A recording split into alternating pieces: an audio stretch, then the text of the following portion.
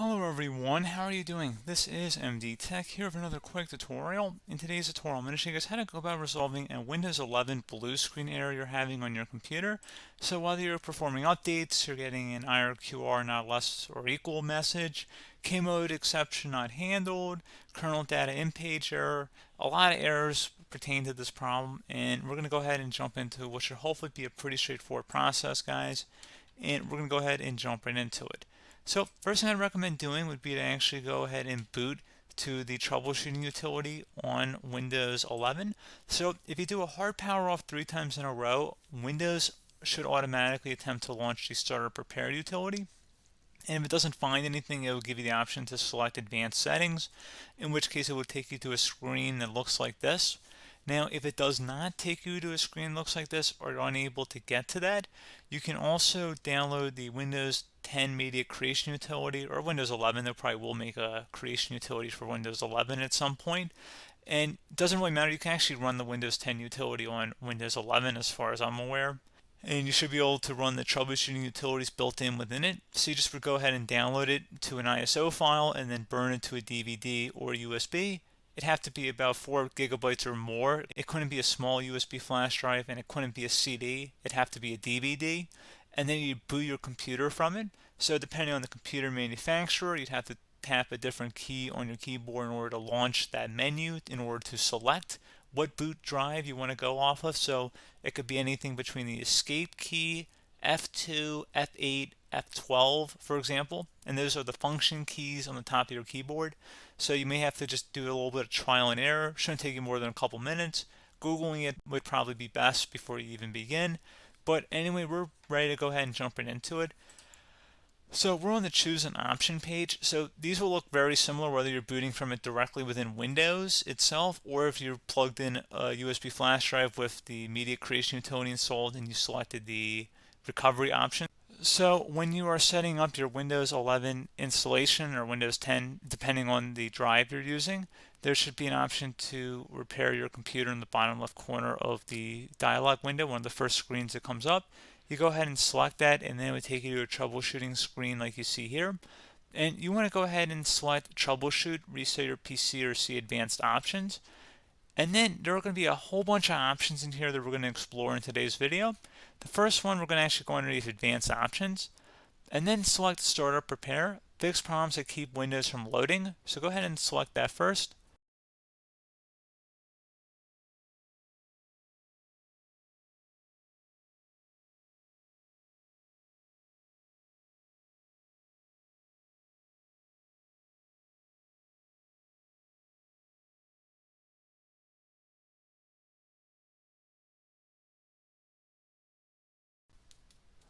Okay, so you can see it could not repair our PC. That was our first option we could try. Something else, if we go back into advanced options here and then select troubleshoot, we're going to go underneath advanced options again. You can go ahead and actually access safe mode by selecting startup settings. And then if you select the restart button, you have the option on the screen select safe mode with networking, which will give you a key on the screen. It'll tell you which key to press to enter that. I believe it's the F7 key. It'll do that for you. I'm not going to go over that in today's tutorial because I don't really want to go into safe mode, but you're more than welcome to attempt that by going into here and then selecting restart. Again, it'll launch another screen. It'll say what key do you want to press, and it'll give you like 7 or 8 different options, and you want to select safe mode with networking. There's also an option for a command prompt too, but that's going to be something we're going to cover later in this video, and we don't even have to go through that in order to access it. So that's why I'm not going to really push for that, because unless you know exactly what's causing the problem, you probably don't need to go into safe mode. Unless you're trying to recover files, in which case then you definitely can go into safe mode, but we're trying to actually recover our computer here. So I hope that makes sense. Something else we can also try here as well would be to uninstall updates, remove recently installed quality or feature updates from Windows. So if you go ahead and select that, you can uninstall the latest quality updates, which generally is the more day-to-day updates. Feature updates are the less regularly released ones, like the big ones. I would equate it to service packs in like Windows 7 and Windows Vista and Windows XP. So larger updates that occur once or twice a year at most. And the quality updates are more just a regular update. So probably obviously depend. It'll take longer if you're going to try and uninstall the latest feature update versus quality update, and maybe you don't need to go back that far. So just giving you guys a couple pointers with that. Something else you can also look at here, and we're going to jump into the command prompt in a little bit, but you can select System Restore, which will use a restore point recorded on your PC to restore Windows. And this is something I would highly recommend here, guys. So select Next. Assuming you have a restore point saved on your computer, you go ahead and select the most recently created one, and you'll select Next, and then you'll select the drive. You shouldn't actually have to select the drive. You can scan for affected programs, but we're going to keep it all default here, and then we're going to select Finish. So once started, System Restore cannot be interrupted. Do you want to continue?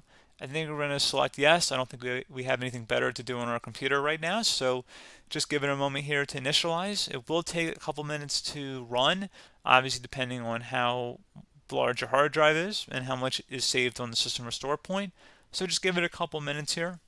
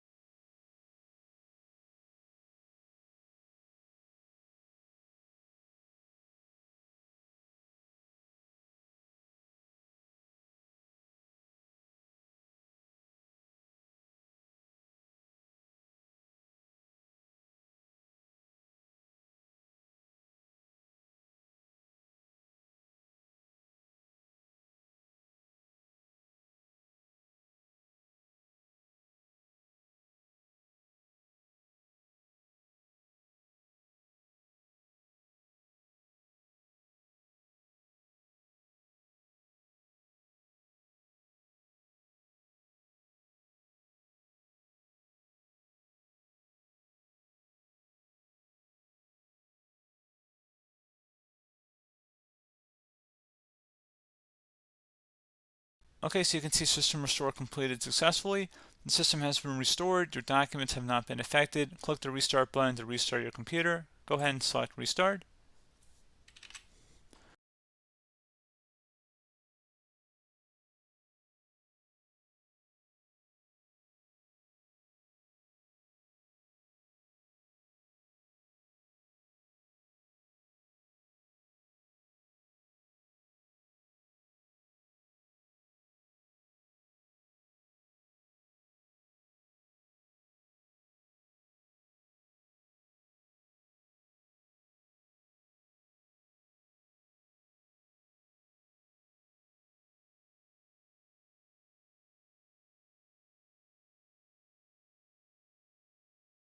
Okay, so you can see the system has been restored successfully. We're going to go over a couple different methods in addition to that if that did not work. So I'm just going to pause the video and we're going to start back on the recovery screen that we started with. Okay, so a couple other things we can try here too. If you go back into troubleshoot, you can select reset your PC, while you choose to keep or remove your personal files and then reinstalls Windows. You can select to keep my files, which will remove apps and settings but keeps your personal files. You can also select remove everything, which will remove all of your personal files, apps, and settings. So this is more of a factory reset, the second option here. First option, it should not delete all of your personal files. However, it will pretty much clear most of your programs, and keep in mind, there's no guarantee that your information, number one, is even still available and easily recoverable on your computer to the point that you actually would be able to recover anything. And the second point is that there's always a chance that it won't actually recover and it will just do a factory reset anyway. So there's no guarantee that actually would keep your files anyway. So I would recommend trying to get a recovery tool and backing that up first before selecting it anyway. But again, those are a couple different options. And then something else you can try here, if you go back to the choose an option. Another option, if you go underneath choose an option and select troubleshoot, advanced options, and now select where it says command prompt. Okay, so the first thing we should do is type our main hard drive here. In most cases, it should be the C drive. So you just do a C colon and then hit enter on your keyboard. So once you're underneath the C drive, we're going to type in dir and then hit enter on your keyboard. It should have program files, users, and Windows all in there. That's how you know you're in the right directory.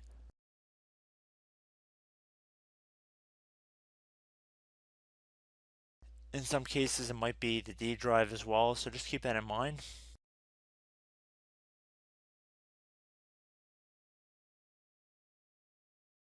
Next thing we're going to do is type in cd space / Windows / system32 / config,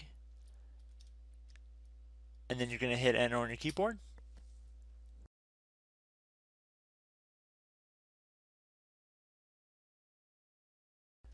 So now you're going to type md space backup. If you've seen other tutorials, it might also say to put down md backup. That's because the backup name is pretty common when you want to back something up. So you can name this whatever you want, doesn't have to be backup. So if you've already made a backup folder in the past, you could do backup 1, for example. So once you're done setting the name you want the backup to be called, hit enter on your keyboard again.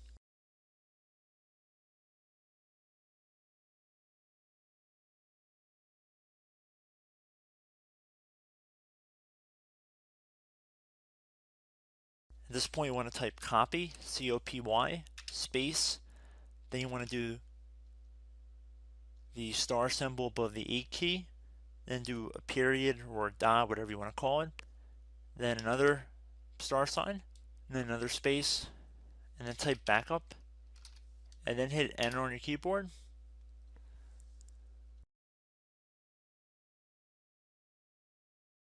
Now you want to type cd reg back, R-E-G-B-A-C-K, and then hit enter on your keyboard. So now that we are under the reg back, so now you want to type dir again, and then hit enter.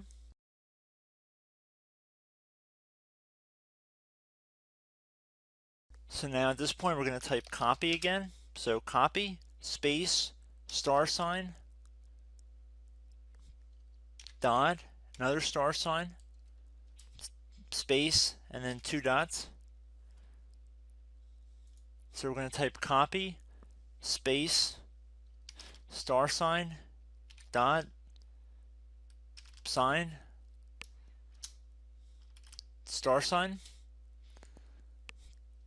dot, dot, and then hit enter on your keyboard again. So for overwrite, you want to overwrite all.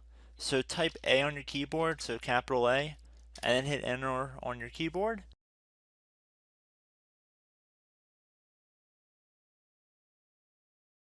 So at this point you should be good to go. You can close out of the command prompt window, and if you accidentally continue to Windows 10 you should be all set.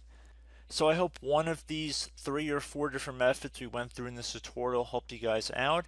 Again, I'm not sure if you guys heard me earlier, but try to go back into your safe mode if possible and uninstall any programs you know might be conflicting with the Windows startup if you can get into safe mode. So just keep that in mind. Something very simple like that could be blocking up everything.